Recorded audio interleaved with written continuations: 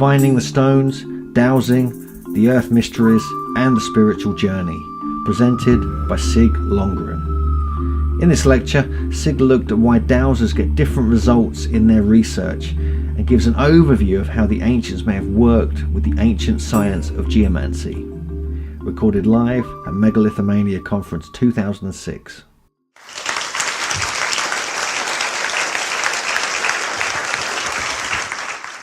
Thank you very much. I have the feeling that I'm not going to be able to tell you anything new. Everybody's already said what I wanted to say, but I trust you'll hear it in a different way and that it'll work for you. Yes, this is our shield that we all saw to come here. And of course, the big question is at the bottom of this, just what were those ancients up to? Now, I think we've had a lot of answers today as to what were they up to in the sense of they were into astronomy, or they were up to doing sacred geometry, or they were up to making long-distance alignments, but why were they up to that?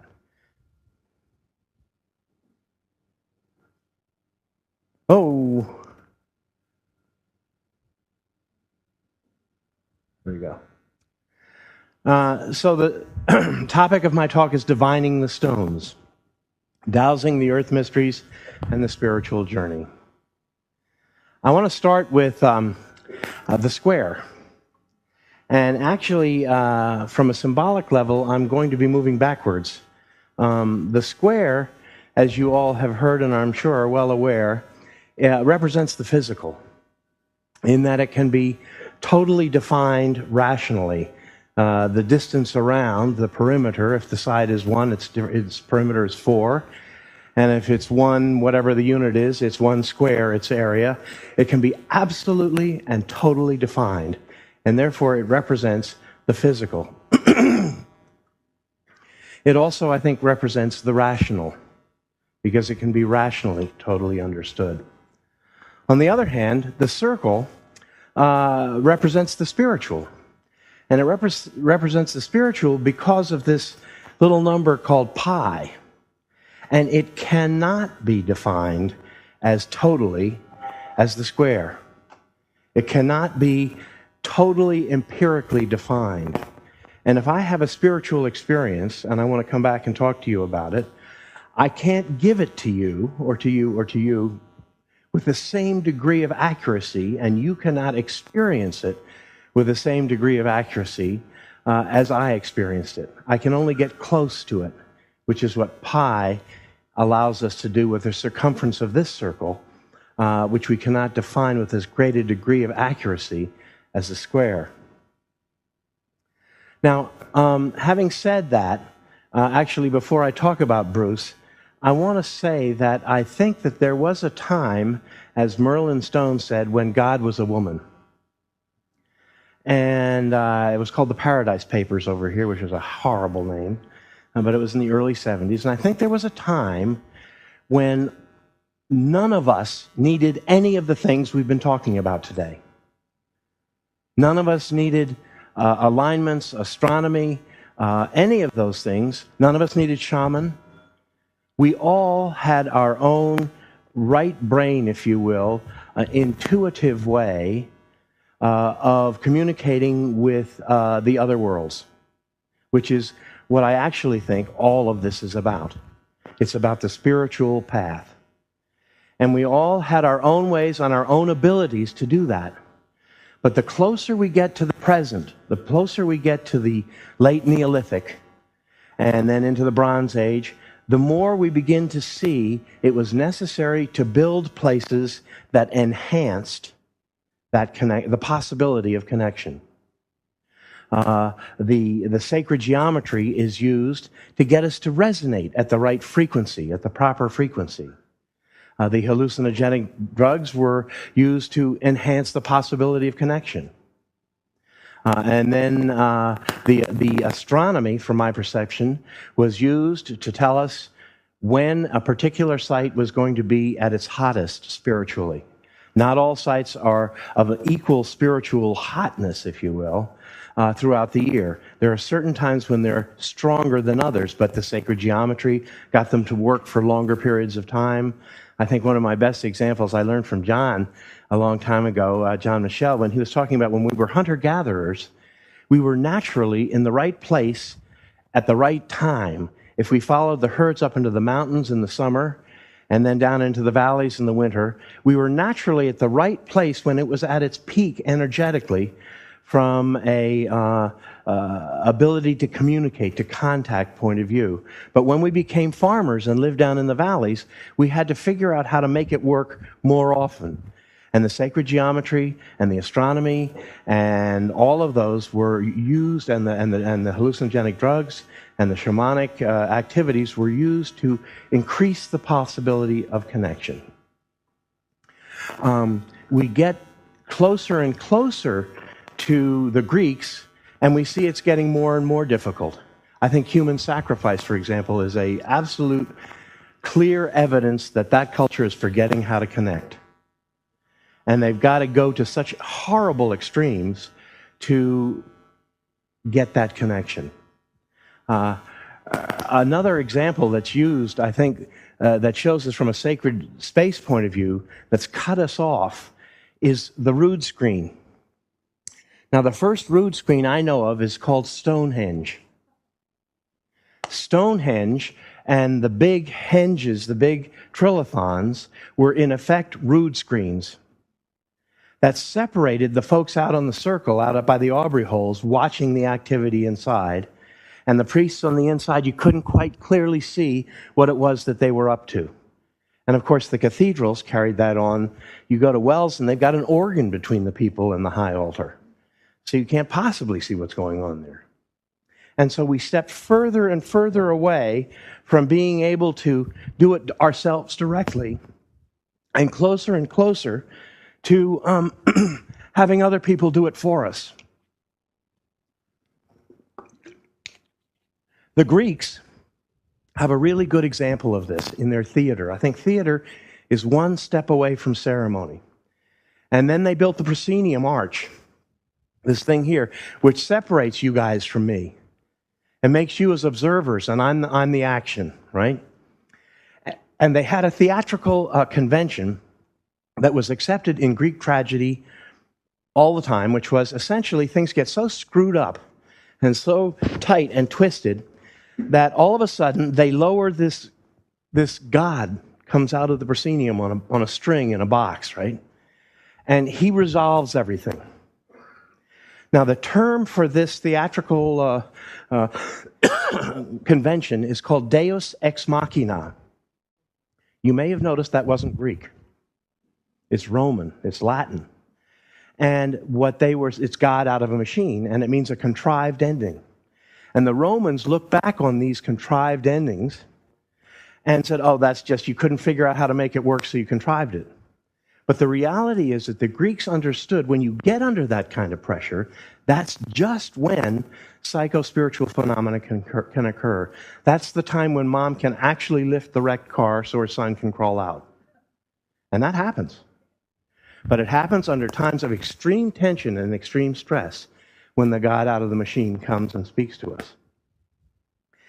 Well, I could go on in our journey from our right brain when God was a woman to our left brain with the Romans to what we have today, when we are more represented less of the square, of the circle, which was the goddess, and more of the square, which is the scientist, the rational brain.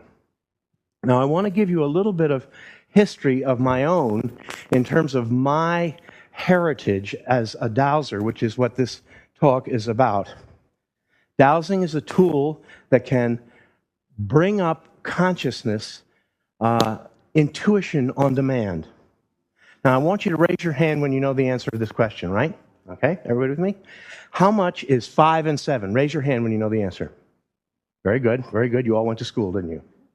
You all were trained in your left brain how to come up with an answer like that. We've all been trained in our left brain. But if I were to ask you, is this avocado that I'm holding here ripe? How many of you have the immediate answer? Well, maybe you squeeze it a little or whatever, but there are intuitional ways that you can get answers to questions that the rational brain doesn't give you access to. I've lost my wedding ring. Where is it? Those kinds of questions. Now, one of the people who really began to talk to me and to us about the energies that can be found at a sacred space, we've talked about alignments, astronomical alignments. We've talked about, am I crackling too much? Oh no, you're not coming to tell me I'm crackling. Okay. One of the people who began to talk to us about something beyond the astronomy and the geometry and the other things that I've been talking about so far was a guy named Bruce McManaway. Now, Bruce was an officer in the British military at Dunkirk, and he was in the perimeter holding the Jerry's back. And his unit ran out of medical supplies. And he didn't have anything but his hands, and he had men bleeding all over him. And so he used his hands, and it worked. And the bleeding stopped, and his particular unit suffered the lowest level of shock and battle wounds, unrecoverable battle wounds of any in the perimeter. And it's where he learned that he was a healer. And he became one of the big healers in the last century. He set up a healing center in Strathmiglo in Fife, in Scotland. And he was a wonderful, wonderful healer. And many of the terms that I use today when I'm talking about the earth energies as a dowser, I owe to Bruce McManaway. Terry Ross is another one that I owe a great deal. He was one of my field faculty for my master's degree, and he brought the notion of dowsable lays to the United States. And I owe him a great deal in terms of working with geomancy, geo, the earth, mancy, divination of the earth. And he certainly taught me how to do that, and he was a student of Bruce McManaway's.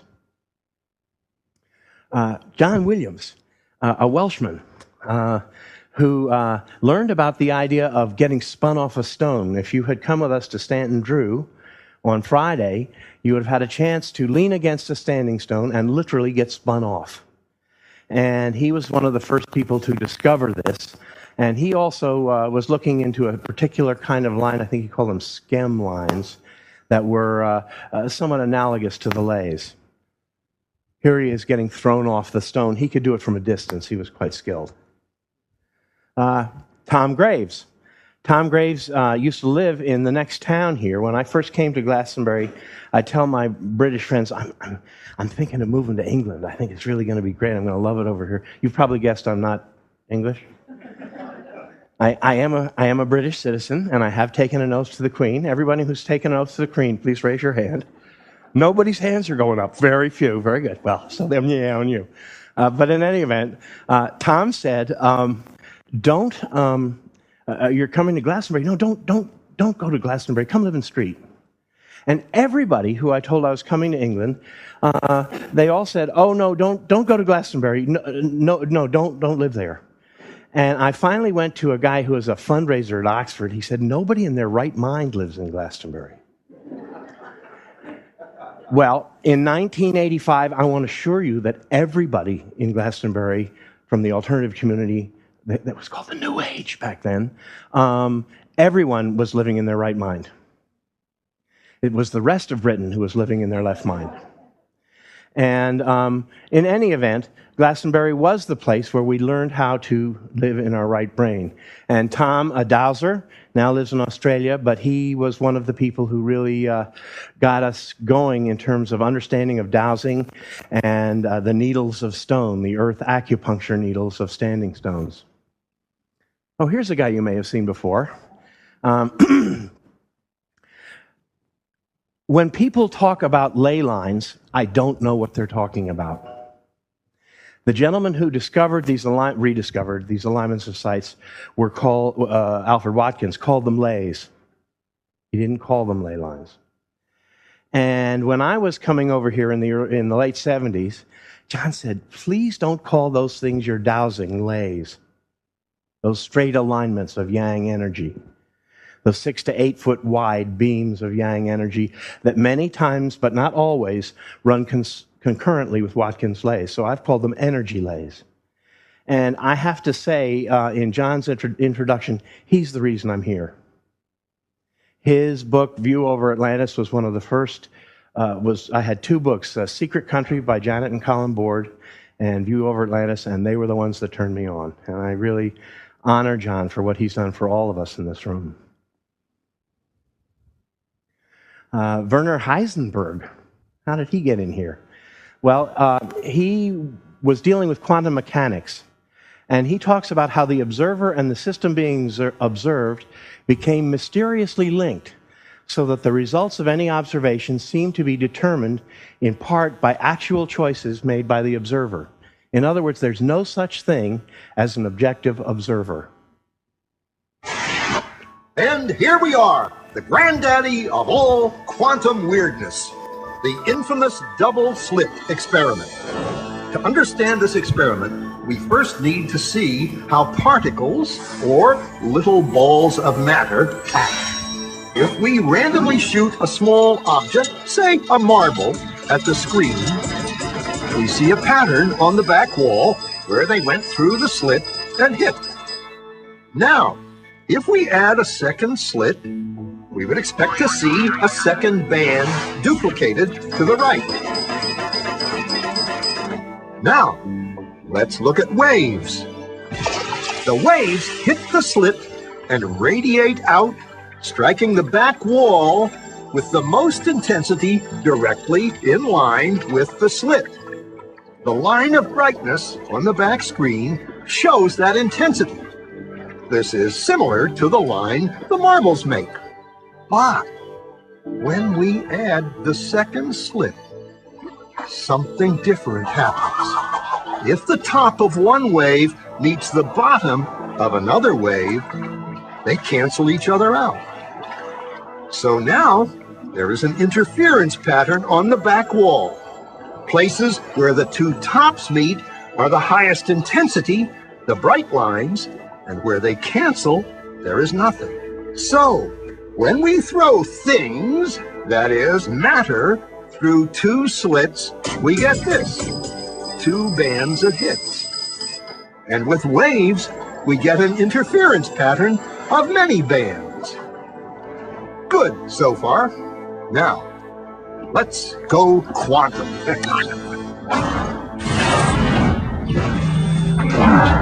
An electron is a tiny, tiny bit of matter, like a tiny marble.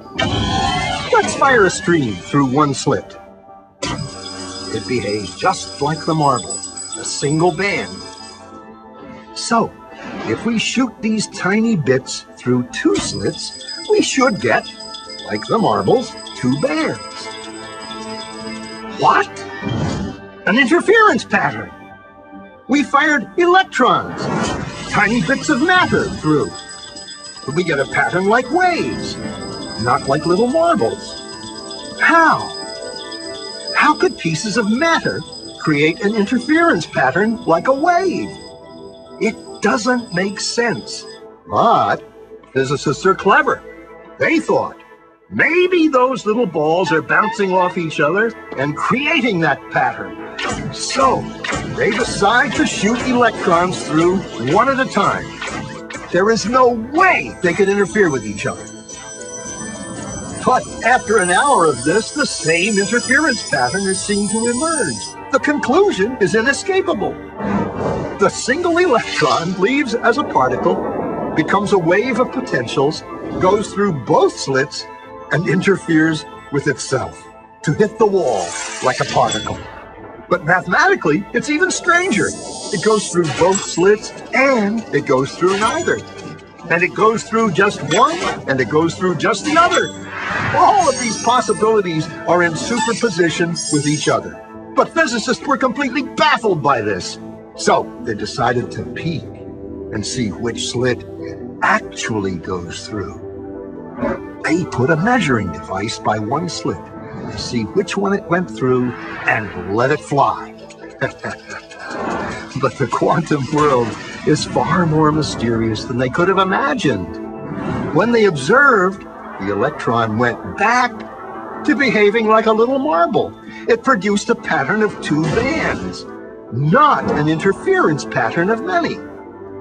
The very act of measuring or observing which slit it went through meant it only went through one, not both. The electron decided to act differently, as though it was aware it was being watched. And it was here that physicists stepped forever into the strange netherworld of quantum events. What does matter? Marbles or waves? And waves of what? And what does an observer have to do with any of this? The observer collapsed the wave function simply by observing.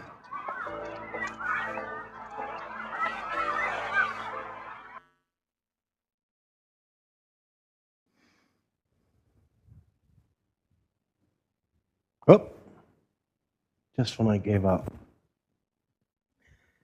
So the observer affects the observed.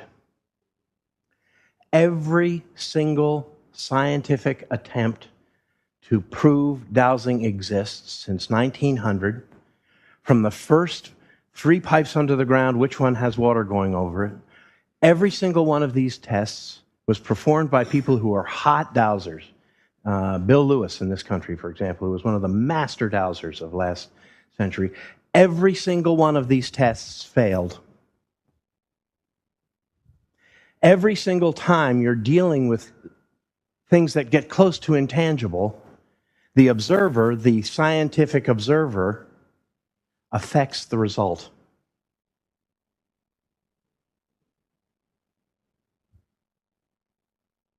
But what does this have to do with dowsing and the earth energies?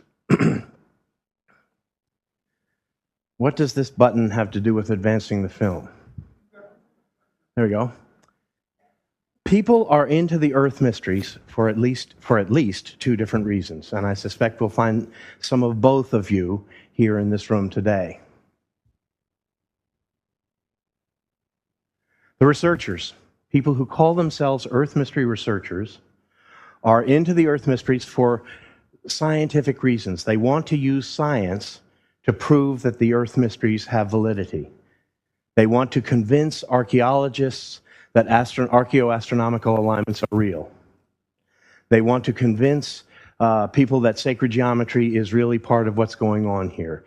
The biggest one, they want to convince the archaeologists that lays are real. Historically, in the earth mysteries, there have been some difficulties with this approach. This is the world's largest understatement. I need to switch to something that is a topic that also has been talked about here, fundamentalism. Whether you're talking about whatever religion you want, I think it's a real problem. My paradigm of reality is truth, and it's the only correct one. And you're going to hell. Now, the problem is, in this issue that's really big in the United States, and my dear friends, it is coming to this country, in the evolution versus intelligent design controversy. I spoke that in British, I'm proud of myself. And the problem is that it's, again, clearly science versus creationism and religion. But the real problem is that the scientists are just as fundamentalist as the people in the church. My paradigm of evolution is correct, and you're crazy. When you hold a worldview that doesn't allow for anybody else's point of view to come in, there's bound to be conflict. And the point is that each one of us have our own sacred point of view. Each one of us in this room have our own paradigm of reality. But the thing that we need to do, and here's a little preaching here, the thing that we need to do in the earth mysteries is to start respecting other people's paradigms and understand that we're all blind men looking at women, looking at the elephant. And we each see that sacred space elephant slightly differently, and we're all correct from our own points of view. And if there's one message I can get to you today, that would be the one that I would do. How much time do I have, please? Thank you. Okay, so the diviners, if the scientists are square, the diviners or the pilgrims are the circle.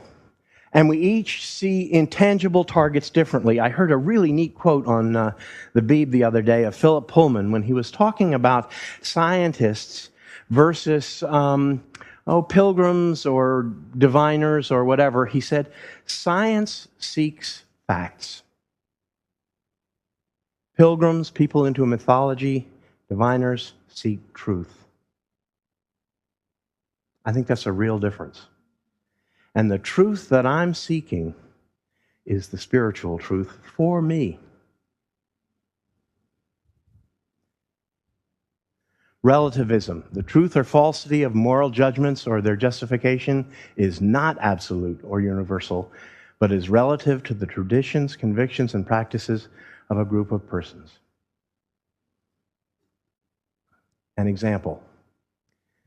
Chalice Well. Perhaps some of you know about Chalice Well here in town. If you have never been to Chalice Well, please go there before you leave Glastonbury. You're in for a real treat. But in any event, dowsers have been dowsing Chalice Well for yonks. This dowser, me, sees the elephant. This blind man sees the elephant, sacred space elephant, in terms of underground water and what I would call energy lays, which are 6 to 8 foot wide beams of straight yang energy, which sometimes flow concurrently with Watkins lays. The underground water is the yin, the earth mother, and the energy lays, those straight lines, are the solar father. And you can see that I see an energy lay here crossing over the Chalice Well here where several others cross. There's a dome of water there as well, and a couple of others coming through here. I find the Arthur's Court is quite a powerful place as well. That's how this blind man sees the elephant. Did I skip one? How did it go back? Hamish Miller, who is one of the master dowsers of this country of this day, was dowsing John's Michael line, and he found that it didn't go in a straight line, but it went kind of like this, and then when he went back to check it again and found another one that went like that, and he called them the Michael and Mary lines. And he traced them through the Chalice Well garden, coming through here, going in that direction. This is the Michael line, that's the Mary line. Now, somebody during our time together talked about how one of those lines moved as a result of something. Do you remember somebody saying that? Well, that's okay. We each see it our own way. And a really good example of this is a student of Hamish's by the name of Tony Kenish, who lives here in town. And he did a douse of the Michael and Mary lines in Chalice Well, and you'll see that it's quite different from what Hamish found. And in fact, he found that the Michael line had split into two. So each one of us sees it differently. This is anathema to science. We all ought to find the same thing. So we come back to the square being the physical and the circle representing the spiritual. Now, they're all different views of the spiritual. Listen, I'm a Methodist, and in this particular place in the service, we all kneel. No, I'm a Congregationalist, and in this one, at this point, we stand. No, we sit at this one in the Catholic Church. We all see that one, that numinous, that spiritual, differently. And it depends upon our level of consciousness and what our expectations are and what we're ready to see that determines what we're going to see. And that might turn me into a Muslim. It might turn me into a Jew. It might turn me into a Buddhist. All of the founders of those religions all saw the one. I have no doubt that Confucius and Jesus and Lao Tzu and Krishna and Buddha and Muhammad and, forgive me who I've forgotten, they all saw the one. But they all came back and told different stories. They were the circle. They didn't use the same words. They couldn't describe it with empirical accuracy. So the point here, for me, is something that I call gnowing. And gnowing comes from Gnostic, but I have to say the hard G or you won't hear what I'm talking about. And it is, listen, I really appreciate what you have to say, and I want to hear what you have to say. And you, sir, I want to hear what you have to say. And John, I want to hear what you have to say. And Chris, and Father in Rome, and Archbishop of Canterbury, and George Bush. And but thank you. Ultimately, I'll make up my own mind. And that's because I value the rational and the intuitive equally, and I'm going to decide for myself. And that, for me, is one of the meanings of squaring the circle, or circling the square. I like that better. And it also has to do with bringing the physical body and the spiritual body into oneness. So what exactly were the ancients up to? Why have so many of us put so much time into these ancient sites? What have dowsers and so many other seekers been looking for? Well, we've been looking... John, are you in this picture? Yeah, he is. Here's John right here. We've been looking in many different ways to hook into the spiritual. And there are many different ways to do it. There's no right way whatsoever. Here's a group that are meeting in a stone ring up in Scotland. There is no right way, although I would say the most... you notice I haven't brought my dowsing tools up with me. I'm not into teaching you how to dowse. But if you're going to dowse, I think the most important thing you can do in a sacred space, to heck with the energies, to heck with that kind of stuff. What you need to do is find out, where do I need to put my young ass right now? And go there, sit down, and shut up. In other words, pay attention. Go to that one place that is best for you. And be quiet and see what happens. Say a prayer, give an offering, take some LSD, do whatever it is you're going to do. But I think that is what is really the use of sacred space. They are places that enhance the possibility of spiritual connection, and they don't work the same for everyone. Each of us will find that some places are more powerful than others. Each of us will find that some places within that will be the same, more powerful. I did a class at Chalice Well one time, and I asked people to think of your two most favorite places in Chalice Well. Then get together with someone else and go to those 4 places, because I assume they each had 2, and douse where your aura is most expanded, because that's what happens in power centers. Your aura is expanded. And then tonight, we're going to go to that one place. You go to your place, and I'll give you some meditational things to do. And it came time to be doing these meditational things, and I went to the place that I wanted to do, which was at the wellhead. No one else was there. I just assumed everyone would go to the wellhead. Each of us have our own places within the sacred space where we can connect the most effectively. Went too fast. This is another example. This is at Arbor Low, and people doing a little walking ceremony and a spiral dance. Again, there's no right thing to be doing in sacred spaces. I don't come to you with a particular spiritual path in mind. I honor all paths with heart. And take what works for you and bring it to sacred space and go for it. Now, one exercise that I did give to the folks at Stanton Drew, we'll just go to the next one here, just to show another sacred tool. Oh, George, I am talking about labyrinths. But anyway, this is Bremer. It's a Scharsh labyrinth in near Bournemouth, north. But in any event, go to a sacred place and find where your spot is. And then when you go home and you find yourself getting into a tight place, starting to take an exam, or you're going to meet with your boss, or you've got to take your driver's test, or whatever could be stressful, and just before you go in, go to that place in your mind. Take a couple of deep breaths and center down, and it will help you deal with what's in front of you. So there's no right way to dowse. The pendulum goes clockwise or counterclockwise or back and forth or side to side, all the different signals that different dowsers get. There's no right way to dowse. There's no right way to use sacred space. But friends, use it for what it was made for. Use it to enhance the possibility of spiritual connection.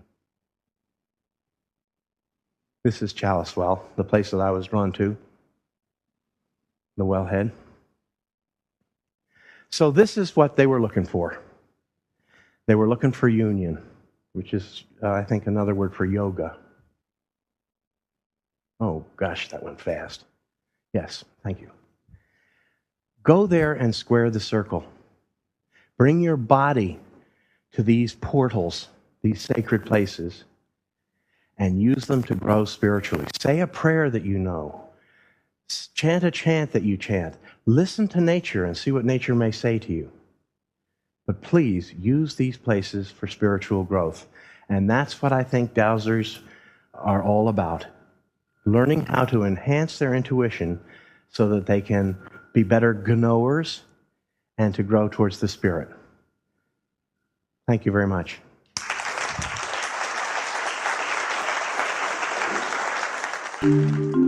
This has been a Megalithomania audio production. For more information, visit megalithomania.co.uk.